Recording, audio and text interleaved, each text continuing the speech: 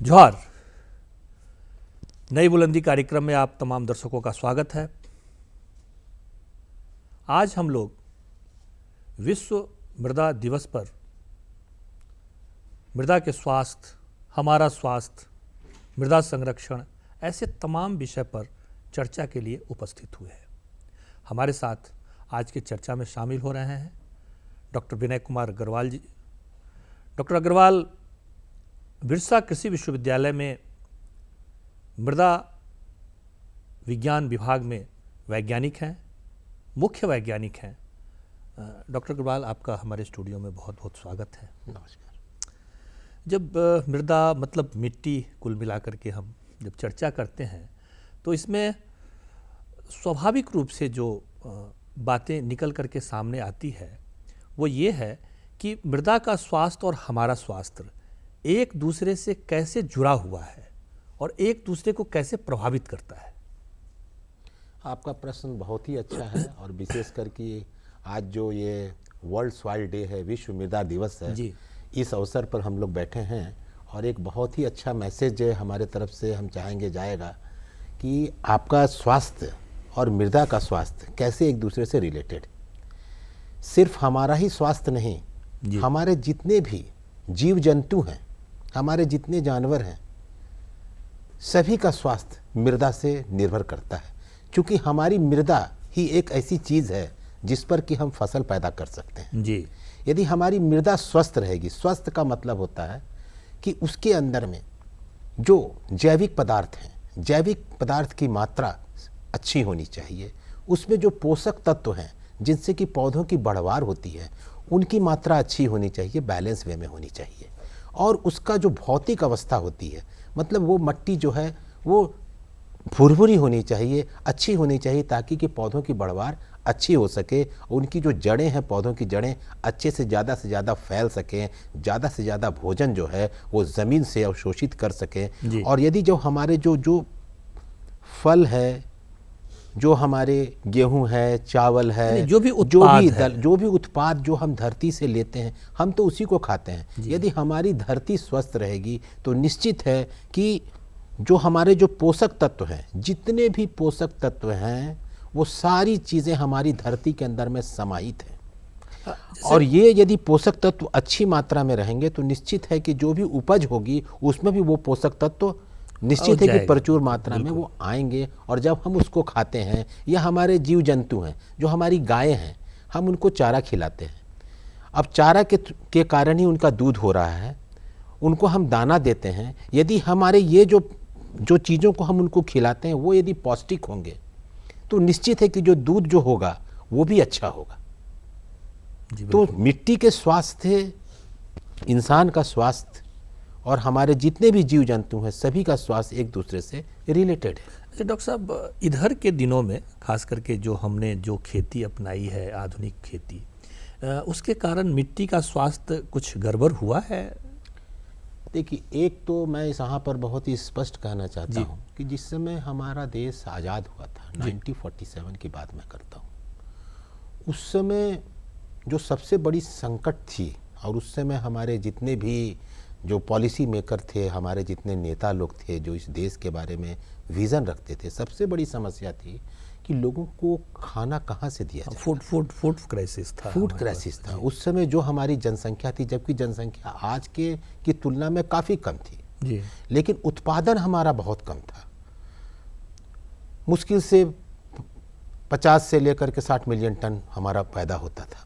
और हम लोगों की ये स्थिति हो गई थी कि हम लोगों ने अमेरिका से एग्रीमेंट किया था, और हमको अपने केस में ही हमको खुद याद है कि बचपन में जो गेहूं आता था वो लाल रंग का आता था और बिल्कुल ख़राब गेहूं आया करता था।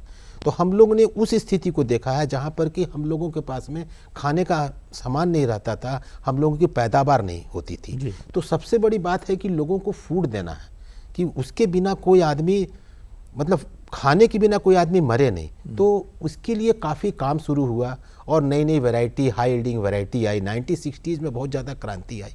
इसमें हमारे उस समय के जो भी नेता वगैरह थे, उस समय देखेंगे यदि डॉक्टर राजेंद्र प्रसाद, जिनका कि हम लोगों ने वर्ल्ड एग्रीकल्चर एजुकेशन डे उनके नाम पर मनाते हैं, जो कि हमारे प्रथम जो कृषि मंत्री हुआ करते थे, नहीं, उसके बाद दूसरा हमारा प्रश्न एक और है कि अगर स्वास्थ्य खराब हुआ है तो फिर उस स्वास्थ्य को हम कैसे ठीक कर रहे हैं, स्वास्थ्य उस दिशा में कैसे बढ़ रहे हैं? मैं आपकी बात ही पर आ रहा हूँ जी। स्वास्थ्य खराब हुआ है कुछ जगहों में, जी। पंजाब में, हरियाणा में, यूपी के अंदर में, जो पार्ट मेजर कंट्रीब्यूशन था, जो मेजर कंट्रीब्यूट किया फूड प्रोडक्शन में, फूड बास्केट में जो मेजर कंट्रीब्यूशन किया, जो पैडी का और वीट का जो कंजम्पशन है, इस बास्केट में मेजर कंट्रीब्यूशन इनका हुआ। और वहाँ पर क्या हुआ कि जुडिशियस यूज ऑफ रासायनिक खाद का उपयोग हुआ, रासायनिक खाद का उपयोग हुआ, इरिगेशंस का उपयोग हुआ, हाई यील्डिंग वैरायटीज़ का हुआ। तो हुआ क्या कि ये सारी चीज़ें ज़मीन के अंदर में जितने पोषक तत्व हैं वो एग्जॉस्ट होते चले गए, और हम लोगों ने जैविक पदार्थ वहाँ नहीं डाला, जो कि सॉइल को, एक तो मिट्टी को ये समझना होगा ना, ये निर्जीव चीज़ नहीं है, it is a living thing. ये कंसेप्ट मतलब बहुत लोगों को नहीं है।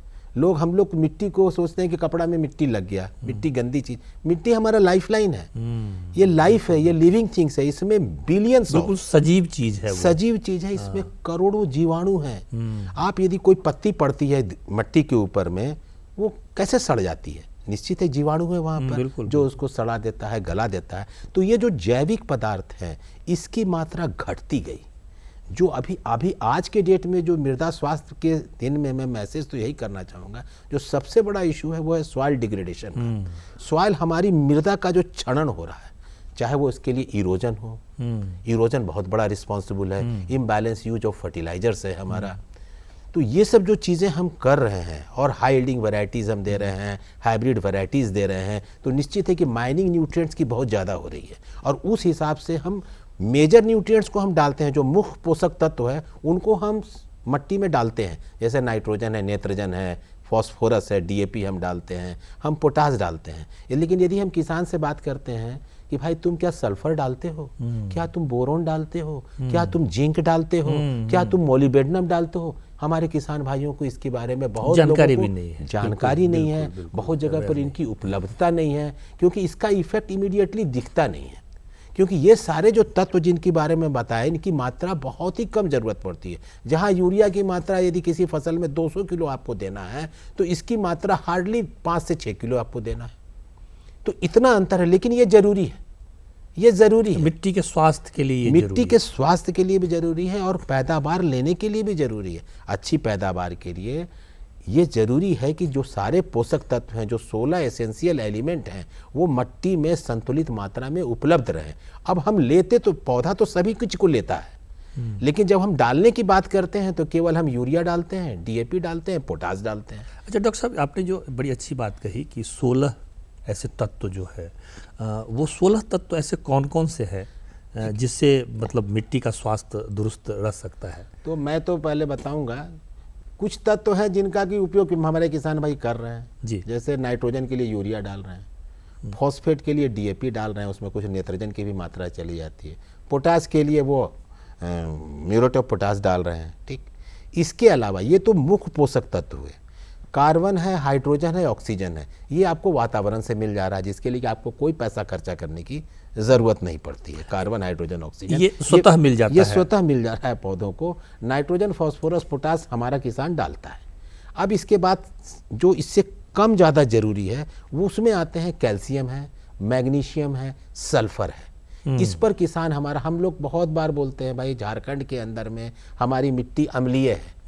अब अम्लीय, जैसे कि आप अपना शरीर का ध्यान रखते हैं, आपको टेम्परेचर होता है, आपका टेम्परेचर बढ़ता है, आप तुरंत दवा लेते हैं। तो आपका मिट्टी का यदि तापमान ठीक नहीं है, उसका पीएच मान ठीक नहीं है, तो आपको उसके लिए इंतजाम तो करना होगा। तो उसके लिए चूना का उपयोग के बारे में हम लोग बोलते हैं, या डोलोमाइट के बारे में बोलते हैं कि भाई आप खेत में डोलोमाइट का उपयोग करें, चूना का उपयोग करें। मतलब मिट्टी भी दो प्रकार की है, एक अम्लीय है, एक क्षारीय है। हाँ निश्चित है। और हमारे क्षेत्र में, हमारे झारखंड क्षेत्र में मोर देन 52% जी, मोर देन 52% जो सॉइल है वो अम्लीय है। और यहाँ पर अम्लीयता ही एक बहुत बड़ी समस्या है, और इस पर विश्वविद्यालय निरंतर काम कर रहा है कि अम्लता को टॉलरेट करने के लिए हम वैरायटीज़ भी निकाल रहे हैं, अलग अलग तरह से किस तरह से फसल लगाना है, क्या क्या चीज़ सॉइल के अंदर में, मिट्टी के अंदर में डाल करके अम्लता की समस्या को दूर किया जाए, इसके लिए भी हम लोग लगातार प्रयास कर रहे हैं। और इसमें जो है चूना का प्रयोग जो झारखंड के अंदर में है, चूना का प्रयोग है, डोलोमाइट का प्रयोग है, इसके लिए हम लोग अनुशंसा करते हैं। और उसमें एक बहुत ही बड़ी अनुशंसा है कि आप ब्रॉडकास्टिंग मतलब छीटा मत करिए, आप जिस लाइन में आप लगाते हैं, सोइंग फसल लगाते हैं, उसी में आप उसी में डालें तो आप अपनी जो मात्रा है उसकी मात्रा को 1/10 कर सकते हैं। मतलब यदि जहाँ पर हमको ज़रूरत है 4 टन की ज़रूरत है, 4000 किलो देना है, वहाँ पर 400 किलो देने से भी आपका काम चल जाएगा। क्योंकि हमारे जो ज़्यादातर जो मेरे किसान हैं वो पुअर से लेकर के मार्जिनल फार्मर्स, यानी छोटे जोत वाले किसान हैं। और इकोनॉमिकल कंडीशंस भी यदि हम अपने यहाँ के किसानों को, यदि हम साउथ के किसान को या हरियाणा या पंजाब का उस यूपी के किसान से कंपेयर करेंगे तो हमारा कंपेयर करना ठीक नहीं होगा। क्योंकि हमको ऐसी टेक्नोलॉजी किसान के लिए लानी है जो कि सस्ती हो, उनके लिए वो सूटेबल हो, और हम लोग उस पर प्रयास कर रहे हैं। इसीलिए हम लोगों ने कहा कि भाई आप कूड़ में डालें ताकि आपकी जो मात्रा है 1/10 हो जाए। 400 किलो प्रति हेक्टेयर के दर से भी यदि वो किसान डालता है, पर्टिकुलरली दलहनी फसलों के लिए मकई का खेती करता है, उसके बाद यदि वो मूंगफली का खेती करता है, ये सब चीज़ों में बहुत अच्छा इफेक्ट है। इसके अलावा सब्जी वगैरह में भी, जैसे टमाटर का खेती करता है वो, आलू के में तो ज़रूरत उतनी नहीं पड़ती है, लेकिन टमाटर वगैरह जो करता है, फूलगोभी वगैरह करता है, इसमें हरी सब्जी, हाँ वो सब में आप डाल सकते हैं। अच्छा डॉक्टर साहब, जैसे एक मुझे लगता है कि जो स्वास्थ्य मैंने अभी बीच में कुछ और ऐड करना बिल्कुल जैसे कैल्शियम मैंने बताया जो चूना के हो गया, सल्फर के लिए मैंने कैल्शियम है, मैग्नीशियम है, तो कैल्शियम मैग्नीशियम दोनों चीज़ आपको डोलोमाइट से मिल जाएगा। डोलोमाइट झारखंड के अंदर में काफ़ी अवेलेबल है, इसकी कोई कमी नहीं है, और 4 से 5 रुपया 6 रुपया तक प्रति किलो के हिसाब से ये उपलब्ध हो जाता है। और सरकार की तरफ से भी बहुत सी योजनाएँ हैं जिसमें कि वो सब्सिडी देती है इस पर, और बहुत जगह पर फ्री में भी अवेलेबल करती है। मेन चीज़ है कि जागरूक होना है, हमारे किसानों को जागरूक होना है कि भाई हमारी मिट्टी जो है उसका स्वास्थ्य बने रहे, उसके लिए हमको ये डालना है। और उसको सबसे बड़ा चीज़ है उसको विश्वास दिलाना है कि भाई ये तुम डालोगे तो तुम्हारी फसल खराब नहीं होगी। उसको मेथड बताना है। एक्सटेंशन एजेंसी को हमको फर्दर स्ट्रेंथन करने की थोड़ी बहुत लगातार प्रयास चल रहा है, सरकार के तरफ से चल रहा है, विश्वविद्यालय के तरफ से चल रहा है, केवीके के माध्यम से चल रहा है। There are so many NGOs हैं जो कि इस पर काम कर रहे हैं, हमारा उस पर नहीं कर, लेकिन लगातार एक ऐसा एग्रीकल्चर है कि ये कंटिन्यूअस प्रोसेस है। हाँ, वो आपको लगातार प्रयास करना है कि ताकि वो उसके लाइफ का वो पार्ट हो जाए, वो उसको करना शुरू कर दे, वो चूना का उपयोग करना शुरू कर दे। तो यदि वो डोलोमाइट यूज करता है तो कैल्शियम मैग्नीशियम हो जाता है। सल्फर के लिए बेंटोनाइट सल्फर है, बेंटोनाइट सल्फर यूज़ कर सकता है, या फिर वो फॉस्फोजिप्सम यूज़ कर सकता है। इसको मैं काफ़ी प्रमोट कर रहा हूँ क्योंकि फॉस्फोजिप्सम का बहुत ही ज़्यादा उसमें दोनों चीज़ें हैं, उसमें कैल्शियम भी है और सल्फर भी है। तो ये दो तत्व के बारे में, और ये किसान हमारा डालता नहीं है। और जितने भी दलहनी फसलें हैं, चाहे वो अरहर का खेती करता हो, मूंग का करता हो, उड़द का खेती करता हो, किसी का भी करता हो, चाहे हमारे झारखंड के अंदर में तिलहनी फसलों में आप देखेंगे मूंगफली लोग लगाते हैं, सरगुजा हमारा लगाता है, सरसों यहाँ काफ़ी बढ़ रहा है आस्ते आस्ते। तो ये सारी चीज़ों के अंदर में यदि वो फॉस्फोजिप्सम का उपयोग करें, और मैं मात्रा पर भी कोई स्पेसिफिक, जितना तुम डीएपी डालते हो आप उतना ही फॉस्फोजिप्सम की मात्रा डालो, कम से कम डाल के तो देखो। उतना भी मात्रा यदि आप डालते हैं तो आपकी फसल बहुत अच्छी होगी, आपको आस्ते आस्ते पता चलेगा। और किस में डालना है, जो भी दलहन दो दाने वाली फसल, 2 दाने वाली फसल, जैसे कि चना है 2 दाना है उसके अंदर में, अरहर है 2 दाना है उसमें, तो जो भी दलहनी फसलें हैं आप उसमें डालिए, और जितनी भी तिलहनी फसलें हैं आप उसमें इसका उपयोग करें। तो यदि कैल्शियम है, मैग्नीशियम है, सल्फर, ये इसके लिए बहुत ज़रूरी है। इसके बाद जो कुछ सूक्ष्म पोषक तत्व है, नाम भी सूक्ष्म है क्योंकि उसका मात्रा जो है सूक्ष्म में यूज होता है। यदि जैसे कि हम आपको बता रहे हैं, जैसे हम किसान भाई, चूँकि हमारा ये कार्यक्रम जो है ये दूरदर्शन के माध्यम से, तो ये निश्चित है कि इसकी जो पहुँच है हमारे आम जन तक है, आपके चैनल की, ये आम जन, हमारा आम जन दे रखता है, हमारा किसान भाई इसको कार्यक्रम को देखता है, तो मैं उसकी भाषा में बताना ज़्यादा पसंद करूँगा। तो हमारे किसान भाई जो हैं, जो सूक्ष्म पोषक तत्व को आप इस तरह से आप समझिए कि जैसे कि आप धान की खेती करते हैं, गेहूं की खेती करते हैं, तो वहाँ पर आप 100 किलो मात्रा जो होती है, 100 से 120 किलो नेत्रजन देना होता है। तो वहाँ पर जो सूक्ष्म पोषक तत्व की मात्रा होती है वो मैक्सिमम 1 किलो से लेकर के 5 किलो तक होती है। तो आप इसी से समझ सकते हैं कि उसकी मात्रा कितनी कम ज़रूरत है, लेकिन वो ज़रूरी है। वो जरूरी है। वो उसका बहुत ज़्यादा प्रभाव पड़ता है पौधे की बढ़वार पर, फसल की क्वालिटी पर। जैसे कुछ सूक्ष्म पोषक तत्व है, जैसे बोरोन है। झारखंड के अंदर में नियर अबाउट 60% एरिया मैं आपको बताता हूँ, 60% हम लोगों ने बिरसा कृषि विश्वविद्यालय ने first time in the country पूरे झारखंड क्षेत्र का सॉइल फर्टिलिटी मैप बनाया। हर डिस्ट्रिक्ट का हमारे पास में डाटाबेस है। इसके साथ साथ हम लोगों ने ब्लॉक लेवल फर्टिलिटी मैप बनाया। इसमें सरकार से, हमारी जो अपनी सरकार है, इनके द्वारा RKVY के तहत हम लोगों को पैसा मिला और हम लोगों ने केंद्र के द्वारा जो ICR की एक संस्था है, national bureau of soil survey and land use planning, हम लोगों ने तीनों ने मिल करके पूरे कंट्री में फर्स्ट टाइम पूरे झारखंड स्टेट का फर्टिलिटी मैप बनाया। और उसमें जो तथ्य जो सामने में आए हैं वो बहुत ही ज़्यादा इंफॉर्मेटिव हैं और उसका उपयोग प्लानिंग के लिए लगातार हो रहा है और आने वाले समय में भी होगा। 60% एरिया जो है हमारा जो है वो बोरोन के अंदर में डेफिशिएंट है और नियर अबाउट 40 से लेकर के 45% पहले कोई जिंक, मैं एक बार लोहरदगा गया, मैंने वहाँ पर देखा जिंक सल्फेट का पैकेट खेत में फेंका हुआ है। तो मैंने किसान को बुला के पूछा कि भाई ये जिंक सल्फेट तुम कहाँ से लाया, तुमको सरकारी योजना के तहत मिला? बोला नहीं सर, इसको हम अपने से खरीदे हैं। इसका मतलब है कि कुछ किसान अब जानना समझने लगे हैं कि ये जिंक भी ज़रूरी चीज़ है और इसका उपयोग वो करना शुरू किया। हमको बहुत खुशी हुई। मैंने उसकी तस्वीर ली और उसके साथ फ़ोटो लिया, फिर उसको हमने यूनिवर्सिटी से उसको प्रशस्ति पत्र भी दिया। और इससे ये पता चला कि, और इसके बाद मैं चाईबासा गया, वहाँ पर गेहूं की जो ये फूल गोभी, यहाँ झारखंड के अंदर में फूल गोभी, बंदा गोभी बहुत ज़्यादा लोग पैदा करते हैं, तो उसकी फसल बहुत अच्छी थी, लेकिन कुछ दिन के बाद में वो फटने लगी और सड़ने लगी, ऊपर से सड़ने लगी।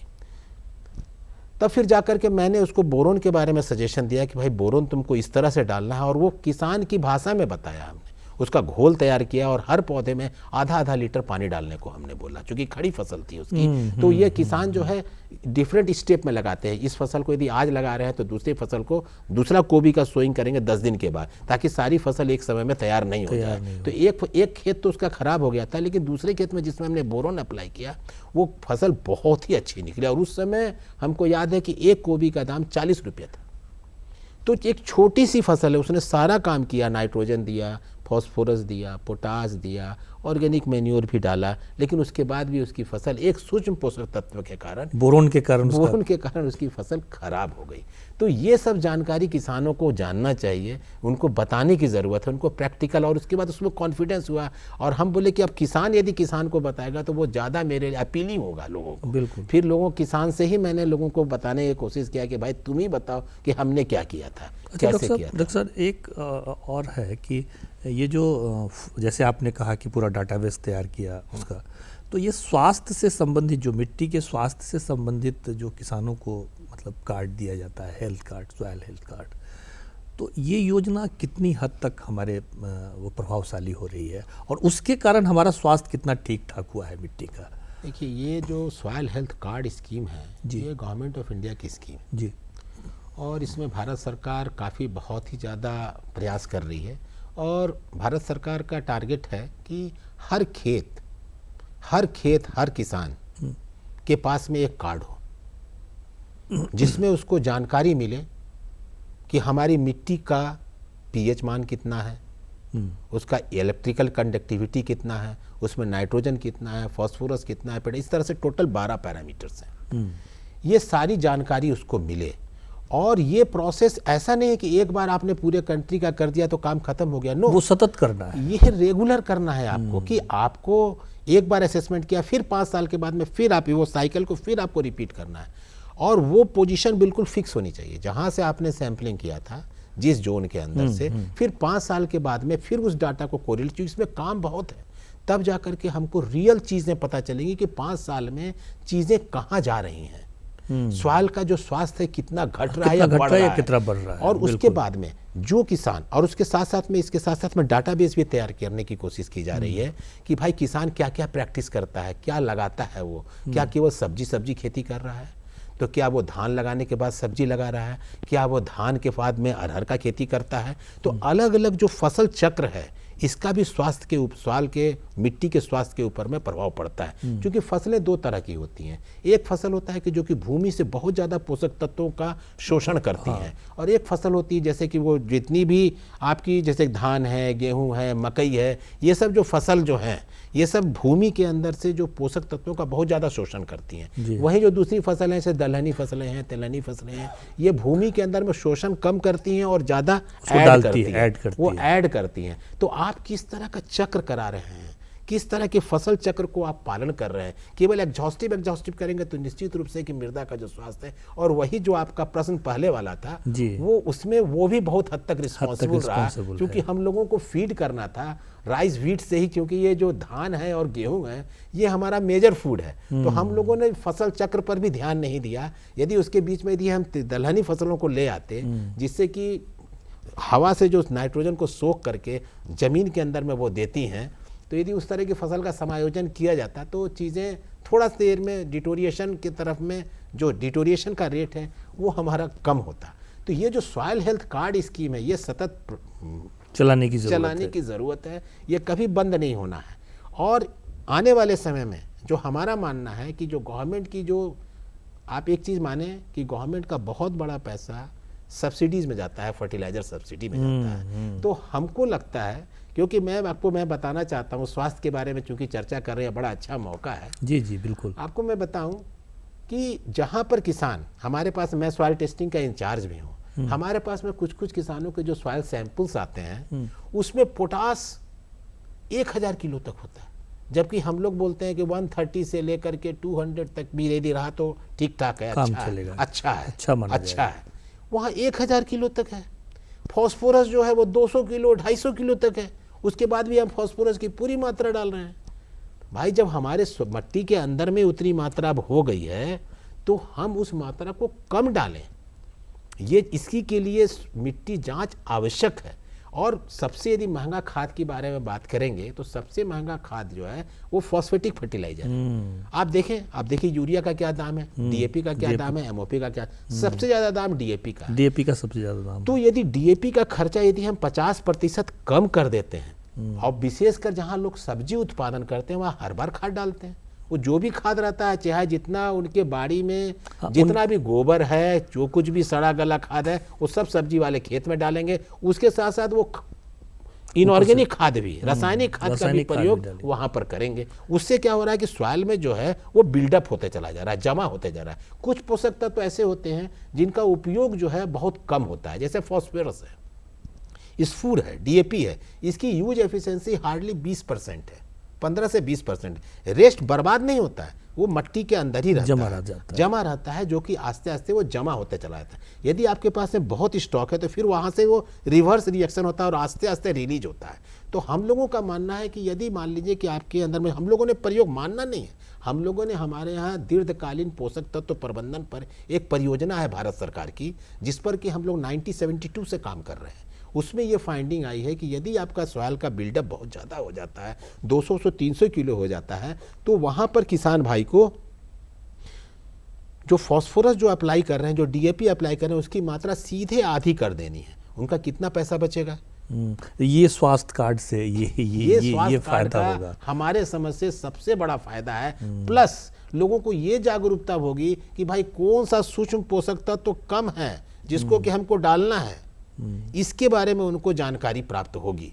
उसके बाद में उनको ये भी जानकारी होगी, क्योंकि अब हम लोग बायोलॉजिकल पैरामीटर भी उसके अंदर डाल रहे हैं, उसमें माइक्रोब्स कितना है, उसका ऑर्गेनिक कार्बन के बारे में पता चलेगा, तो उनको ये समझ में आएगा कि भाई हमारा ऑर्गेनिक कार्बन जो है, जैव पदार्थ की मात्रा बहुत कम है, तो हमारे पास में जितने भी जैविक पदार्थ हैं उनका मैक्सिमम उपयोग हम सड़ा करके खेत में करें।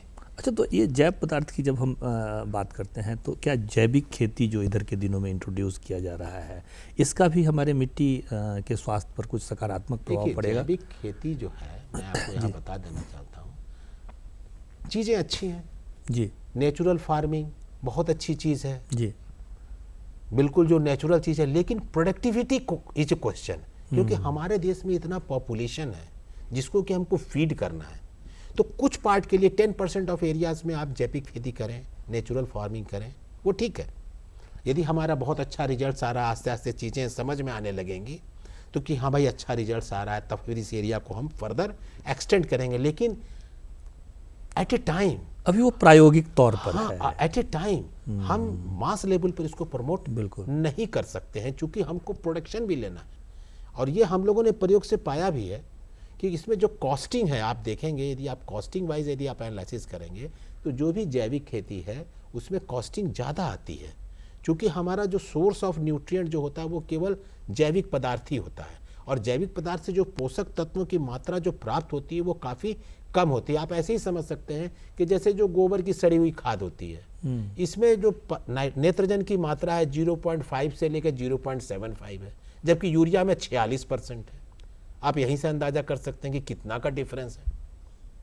तो मात्रा में बहुत ज़्यादा का डिफरेंस वहाँ है। ज़्यादा चुनौतियाँ हाँ, हैं। वहाँ ज़्यादा चुनौतियाँ हैं। लेकिन हम लोगों का कहना है कि यदि आप स्वास्थ्य बनाए रखना चाहते हैं तो आप रासायनिक खाद का प्रयोग करें संतुलित मात्रा में, साथ साथ जो भी जैविक पदार्थ आपके पास में उपलब्ध हैं उनका प्रयोग करें। और हमें बड़ी खुशी है, अभी झारखंड के अंदर में इस दिशा में हमारे किसान भाई जागरूक होना शुरू हो गए हैं। आप निकल जाएं गांव वगैरह के अंदर में, आप देखेंगे कि लोग बैलगाड़ी से जो है जो गोबर का जो खाद है वो धान की खेत में, सब्जी में तो पहले से डालते थे, अब धान का खेत में भी लोग डालना शुरू कर दिया है। धान के खेत में जुताई से पहले वो अपना खेत में वहाँ डाल देते हैं, उसके बाद फिर जब पानी होता है उसके बाद जुताई करके उसमें मिलाते हैं, ताकि वर्षा से पहले वो ज़मीन के अंदर में मिक्स हो जाए। जैसे ही वर्षा पानी आएगा वो पूरा सड़ जाएगा। डॉक्टर साहब, हमारे मतलब दर्शकों को आप संदेश क्या देना चाहेंगे आज इस मौके पर?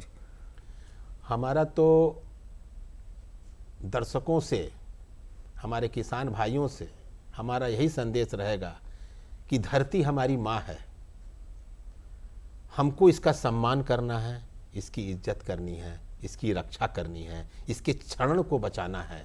कहीं भी मट्टी, यदि झारखंड प्रदेश की बात करें तो यहाँ से मट्टी बह के ही कहीं जाएगी, कहीं से आएगी नहीं।